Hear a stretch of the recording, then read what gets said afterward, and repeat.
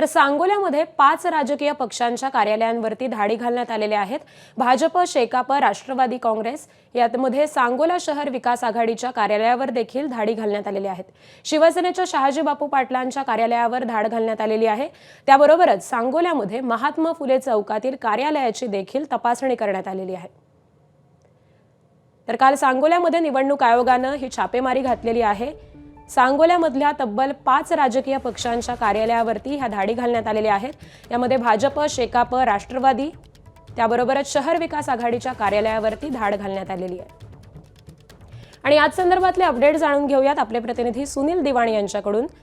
सुनील, एकूण 5 राजकीय पक्षांच्या कार्यालयावरती धाडी घालण्यात आलेल्या आहेत, काय उघड झालेलं आहे, काय अपडेट मिळतात?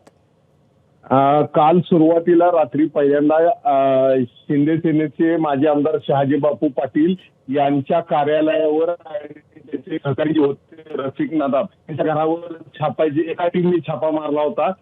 आणि याच भरारी पथकाचे ज्या वेळेला इकडे छापे चालू होते त्याच वेळेला भाजप, शिवसेना आणि दीपक अजित पवार गटाचे यांचं जे एकत्रित आघाडीचं कार्यालय आहे त्या आघाडीच्या कार्यालयावर सुद्धा त्याच वेळेला छापे टाकलेले होते।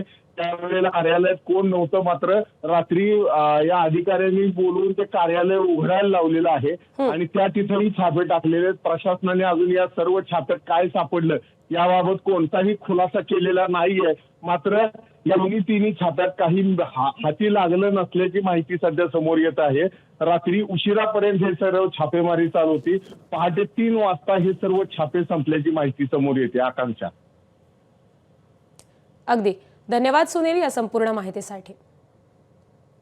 तर सांगोल्यामध्ये निवडणूक आयोगाच्या भरारी पथकाने या कार्यालयांवरती धाडी घातलेल्या आहेत। एकूण 5 पक्षांच्या कार्यालयावरती भरारी पथकाद्वारे ही छापेमारी घालण्यात आलेली आहे।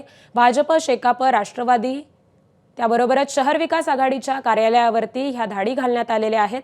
शिवसेनेच्या शहाजी बापूंच्या कार्यालयावरती ही धाड घालण्यात आलेली होती आणि त्यानंतर सांगोल्यातल्या महात्मा फुले चौकातील कार्यालयाची तपासणी करण्यात आलेली आहे। त्यामुळे सांगोल्यामध्ये निवडणूक आयोगाच्या भरारी पथकाने ही एक मोठी कारवाई केलेली आहे। सध्याच्या माहितीनुसार या धाडीमध्ये काहीही निष्पन्न झालेले नाही, परंतु एकूण 5 कार्यालयांवरती ही धाड घालण्यात आलेली आहे। तर याच सगळ्या प्रकरणावरती अंबादास दानवे यांनी ट्विट करत प्रतिक्रिया दिलेली आहे। गुवाहाटीला जाताना झाडी डोंगर हॉटेल गोड लागले। आता भाजप विरुद्ध ब्र शब्द उच्चारला की छाप्याची मालिका सुरू झाली। खाताना ऊस गोड लागला, आता तोच ऊस पेकाटात बसतो आहे।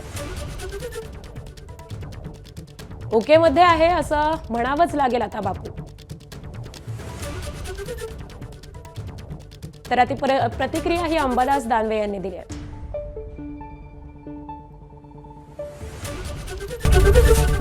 एबीपी माझा, उघडा डोळे बघा नीट।